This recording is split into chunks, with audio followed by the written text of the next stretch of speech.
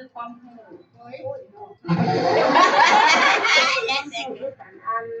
แรกประสบการณ์ทั่วไปจะโดยไว้วัชโมพญาพามวลวัดดียาขอนำเสนอพญาคำว่าโอ้ทะลุเข้าสู่วัดผู้ไข่เลี้ยงปากเกี้ยงไห้ไรหนีใช่ละหนีเยอะละเอวาอันนี้เนี่ยจ้าให้โอกาสแก่คนดีพญาคำว่าไม่ในบนสีสาวผู้ดีคนนี้สู้เท่านี้ที่หัวแสกแปลว่าการรู้จักคำว่าความจริง